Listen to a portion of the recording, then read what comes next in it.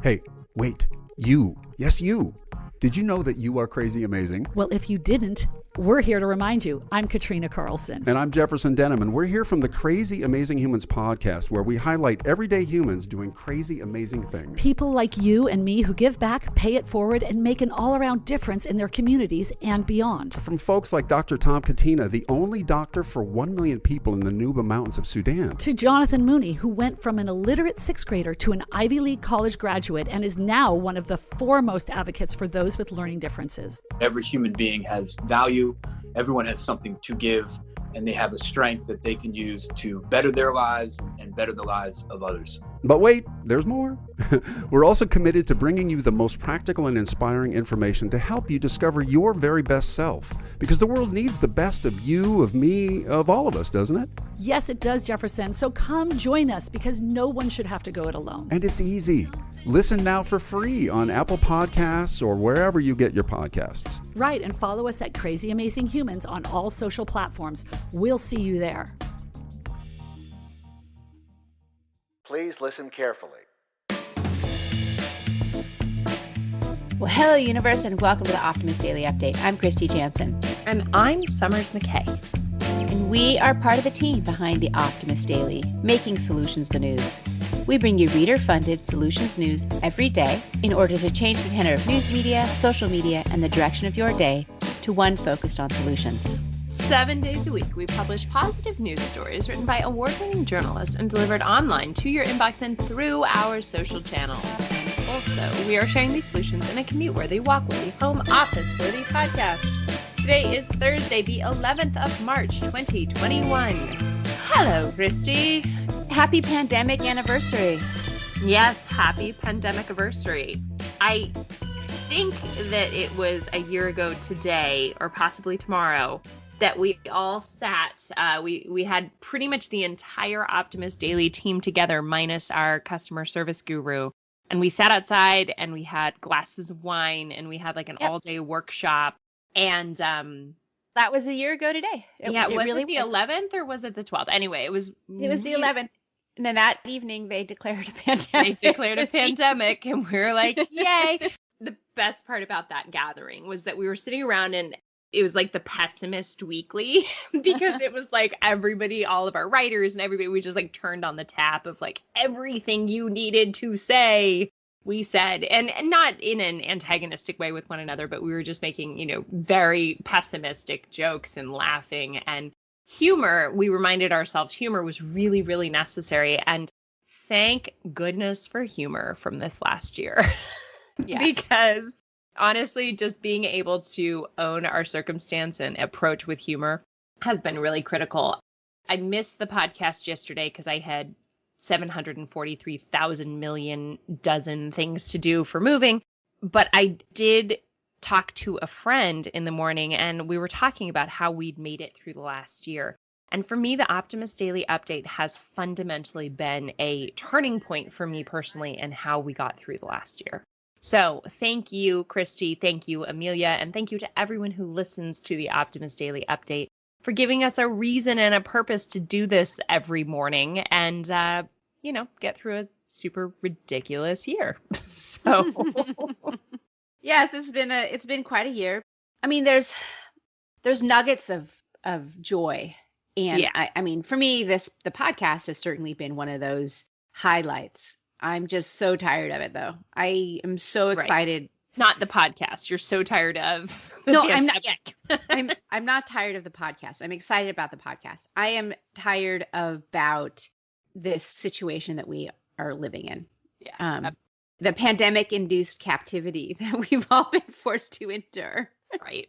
And it feels like it's starting to, we're starting to come out of it. I mean, unfortunately, Summers, I'm sad that you're going to be leaving California. I won't be able to hop in a car and see you. Not that that's something that we've been doing very often. Exactly. But, it's one of the the looking forward because we haven't been, you can't look back. You can't say like, remember the days when, because it's been so long ago. But there have been other fundamental connections and ways of connecting with one another, some of them being social media. Kristy, you've been exploring a new kind of social media, haven't you? Tell us about it. I have. I've been checking out Clubhouse. Mm-hmm. my new thing. Kristy's an iPhone girl. I am an Android girl, but Kristy on her iPhone has been dabbling in Clubhouse. Tell us about it. What do you think of it? Well, I really like it. It's kind of like if podcast and Zoom were to have a baby. Mm-hmm. It's all audio. It's an audio medium, and you have to be invited. But once you're in it, you can join different people's conversations, first as an observer and then as a participant. And it's just an interesting way to connect with people. You can sort of listen. So you can listen as you're going about your day, but it's all live. And so it's not like a pre-recorded thing. But you can hang out with people there. You can join a room that's happening wherever it's happening. And it's just an interesting medium that I'm just starting to explore. So I can't say much more about it. Yeah. But I think it's really interesting because there's a lot of different mediums that are coming to the market. It was funny because today Kristy and I were talking about social media, and I realized that I hadn't logged onto my Twitter account since I got my new phone because I had forgotten the password. So through Kristy's encouragement, I did in fact reset my password and figure out that I knew it the whole time. And from several weeks ago, more than a month ago, there is a awesome listener named @GreenLondoner, London Hiking, who wished me happy birthday. So thank you very much, Green Londoner. I appreciate that. My birthday a month ago was amazing, but you reminded me now that I should still be celebrating. But I like that Clubhouse allows you to join in with people you might not know. I like that Twitter allows you to join in with people that you might not know. And I hope that unlike some of the platforms that were removed from the Apple Store, whose names should not be mentioned, the opportunities are positive. The relationships are positive. And I think social media is turning in a positive direction. And it sounds like Clubhouse is really curating a positive direction. And that's the whole point. And I mean, that's the explicit sort of club rules is respectfulness and diversity. And the whole point is to bring people together from different walks of life. And there's something about the audio medium, which is so immediate and, you're almost right in each other's heads. That's why I love podcasting. That's why I like being here with you and talking with you every morning, talking with each other and our world. So I will keep updating as we go. But if anyone's on Clubhouse, please, connect with me there. How do you find someone? Is it by username or do you just, how do you find someone? So I think you can search for names and I'm Kristy Jansen there. So all right. Check me out. All right. Well, I'm going to dig out one of my kids' old iPads and see if I can get on Clubhouse because now I feel uncool. But this will happen sometime in the first week of April because between now and then, I am pretty much an Optimist Daily headline waiting to happen with the amount of pressure that is happening in my family and home life. Yeah. So what are you going to talk about today, Summers? All right. So a week from today is in fact moving day. Tomorrow is house closing day, but nothing should go wrong with that. So a week from today, we are moving. And as many of you know, my husband and I are both very fiery people. We're both very hot under the collar at some points. And we're both optimistic, but we're both very determined. We are more often than not right. And we also have a toddler and 2 teenagers who are also more often than not right. So you got a lot of people with a lot of personalities in a lot of pressure right now. And so as my husband and I were reading the headlines on the Optimist Daily this morning, he laughed. He was like, it's like your writers are writing for our family. Headlines like yoga to relieve stress and superfoods to help you with energy and navigate family conflict with these key strategies. So one of the reasons I think that we decided at the Optimist Daily from an editorial standpoint to take on this type of conversation is because of the ubiquitous discussion of the, bickering and the issues and the drama with the royal family, right? The Meghan and Harry interview and then all of the subsequent responses. And right now, social media and media in general is just this clickbait on like the negativity of family relationships and family estrangement. What we decided at the Optimist Daily, which is what we always do, is to take contemporary relevant news stories and put the optimistic solution-based spin on it. And so this headline and this article talks about the unavoidable rift that exists in families today, whether you are royals or you are just 5 people trying to figure out how to move across country, or you're just 5 people who have been living together for a year.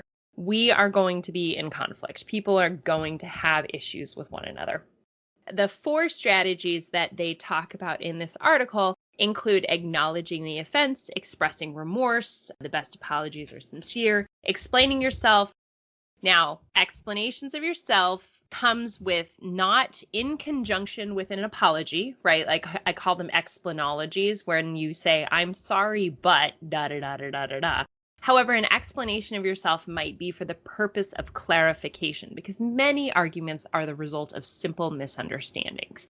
And then last, express your intention to prevent the situation from happening again. Yeah, this is a great article, but what I like to emphasize is that, conflict is totally normal. Every relationship is going to have conflict in it.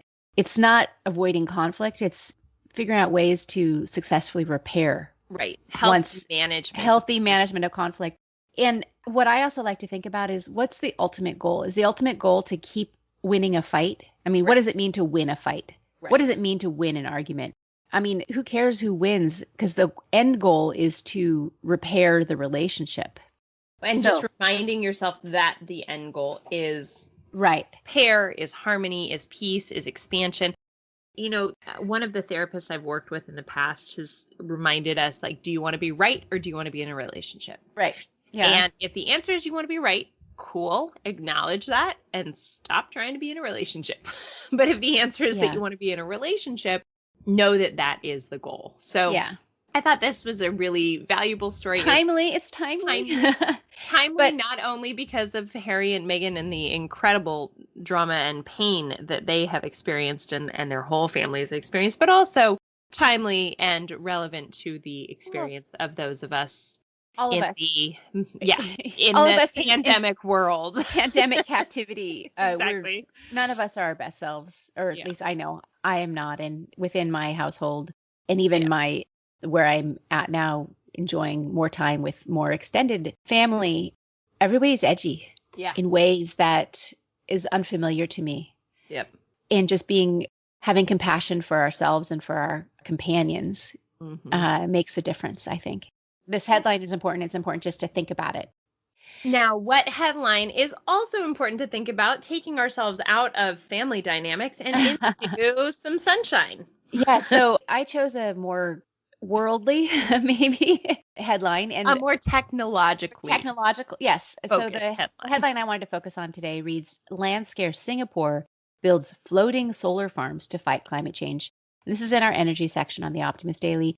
And what this article is really talking about is Singapore, which is one of the world's smallest countries, is also one of the world's richest countries. Its carbon footprint is pretty big because it is technologically advanced. It's one of Asia's biggest per capita emitters of carbon dioxide, partly because they are very energy intensive. And it is one of those powerhouse city-states that have a pretty big influence on our world.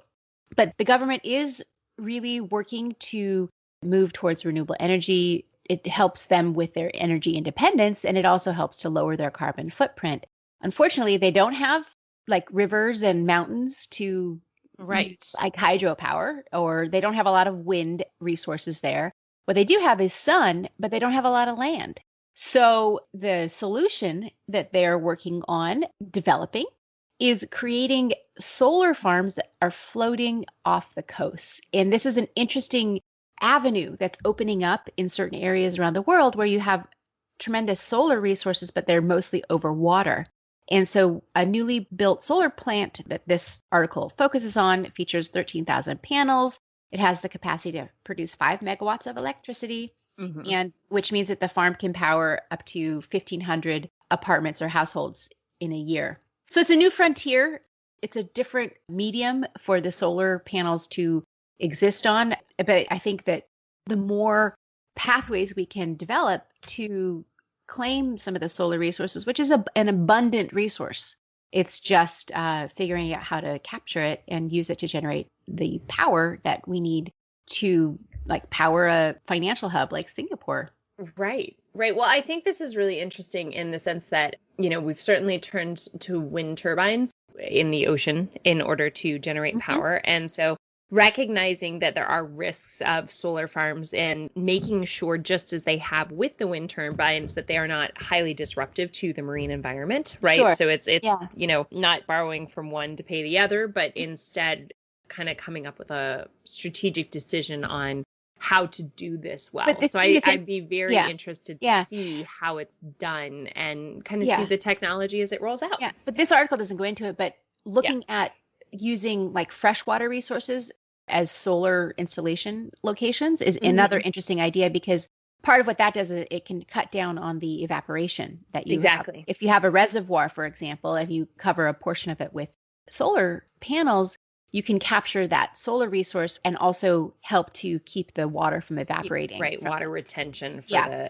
so it's as we like to say, the solutions are not siloed. It's definitely not you don't want to just build, but it's an interesting additional tool in our quiver of arrows to solve our energy needs in a renewable and low carbon impact way.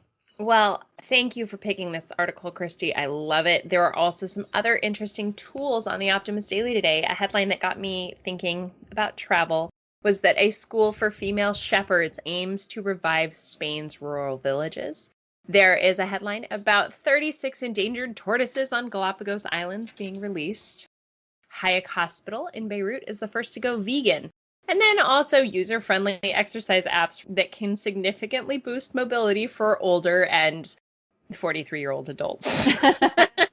What else is on here today, Kristy? There's an article about 22 plant-based foods that help boost energy production in your body. So it helps boost your own energy resources inside your cells. The first 3D printed homes in the United States are set to hit the market. This is an interesting evolution. It's not just tiny homes, but these are actually like quickly built homes using 3D printing technology. There's some self-cleaning bed sheets to cut down on wasteful wash cycles. I'm not sure how I feel about that. This one's tricky, right? The self-cleaning bed sheets. I'm like, are there bugs that eat your body? I don't know. I don't have to look more into that. It's interesting. It's called the Christian shaven bedding. It's made from cotton, but there's a special treatment applied to the material called polygene. Anyway, look more at that. It's interesting. I would love to not have to wash my sheets, but I think I'm probably still right. Yeah. And then scientists are observing sea slugs self-decapitating and regenerating their body. And it's an interesting natural science observation, which may have implications for how we heal ourselves. Regenerative healing, exactly. Regenerative healing. Yeah. So that is it for today's Optimist Daily. Thank you everybody for listening and for being a part of the Optimist Daily Update. We promise to keep sharing positive solution-based news stories with ideas on how you can participate in the changing world and help ensure it is changed for the good. We promise to keep covering current events with accuracy, legitimate sources, and connecting you to the solutions and the information that you need most to chart new paths for all of us. Thanks, everybody. And if you feel the need to give or desire to contribute, please do. $5, $15, or $50 a month helps keep the Optimist Daily reader-funded and independent. It also helps keep it free for everyone who needs it, supported by those who can. Should we mention the FedEx competition, Summers? Oh, yeah. You know what, guys? Look on our social media because we need you to start voting for us for a FedEx small business grant. We are in the running for $100,000, which would go to marketing and tech expansion. So, yes, do that too. And I think that's probably it for today, Kristy. I will see you tomorrow. What day of the week is tomorrow? Friday? Yeah. Friday is tomorrow, yes. And I'll see you in like 10 minutes for our editorial meeting. But probably true. All right. Bye, guys.